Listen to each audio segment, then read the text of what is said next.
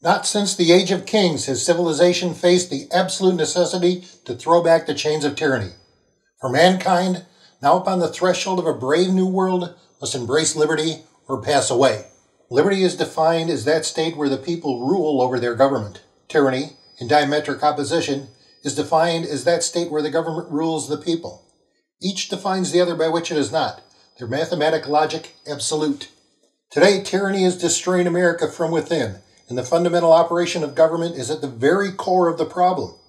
But tyranny is obscured by the problems it creates, and upon these, the public fixates. In America, a state of liberty can only exist when the powers over the nation's business are introduced, discussed, compromised, and voted upon in the public forum. Only then can true transparency in our governance be revealed. Only through this transparency in the public forum can the people render their true and informed judgment in voting. Only this provides the consent of the governed. In doing so, the people then rule, as is demanded by our Declaration of Independence. The key to liberty is to deny these powers to all men, returning to the open debate, compromise, and public vote within the public forum. This causes two things to happen. First, by restoring these powers to Congress, said powers are removed from the rascals and unprincipled men abusing these powers for their faction. Secondly, restored to the public forum, and with nowhere to hide, the actions of each member of Congress become magnified. This is the transparency from which the people can render their judgment in the consent of the governed. Only thus is man protected from the predations of man. Without the people's conscious and intended consent of the government cannot be justified, and the door to tyranny is opened. Liberty, just as tyranny, possesses its own political and economic model by which it is maintained. In liberty, credit and investment are allocated upon the worth of the individual and their idea. When wrong, the market liquidates that credit, returning it to the whole to be utilized in a better idea. Forged within the hard realities of truth, discipline guides the social and moral compass of the nation, leaving corruption nowhere to wander. This results in a marked increase in humanity and the nation's finances, which accommodates the creation of real wealth to all the people, as a rising tide lifts all boats. Tyranny, on the other hand, distributes its credit based upon influence and connections directed by unprincipled men of faction who have claimed these powers pried from Congress. In order to remain in power, they must maintain those who support its oligarch rule. In tyranny, credit and investment are directed to these Brahmins of the ruling class. Failure is not liquidated and returned to the credit markets, but increasingly supported by birthright, throwing good money after bad.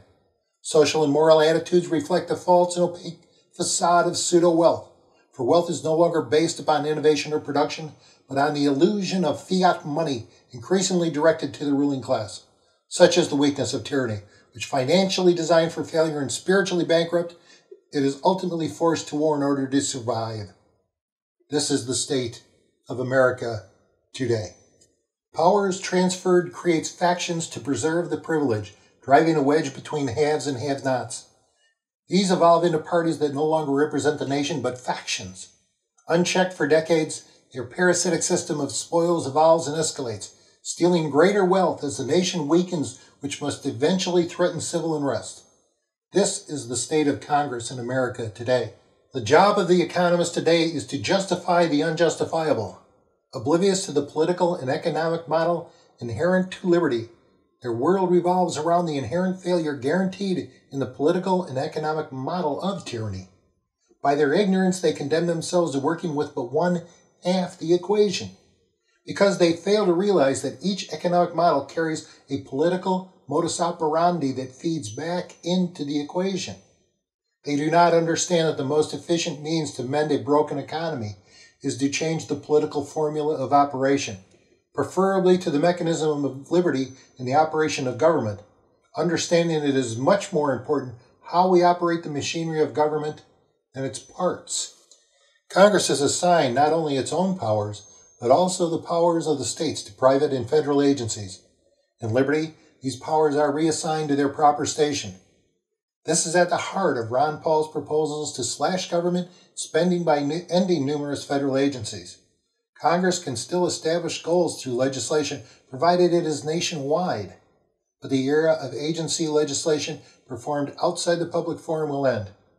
When Congress takes back all of its powers it will be too busy with their own duties to contemplate these powers of the states. This transfer is quite simple and de facto for all intents and purposes, as state agencies that mirror these federal agencies are an established fact. In truth, these federal agencies are redundant, doing more harm than good. This sharply reduces the budget. In an America based in liberty, the Federal Reserve Bank will be replaced. The entire strategy of their central planning is to support the too big to fail deficit spending in Wall Street, but it is all paid for by Main Street. It is a trickle-down economy reduced to a drip, under which all Americans suffer from drought. A new public bank, 2/5 owned by Congress, will not be run by economists, but by accountants whose only job will be to monitor solvency.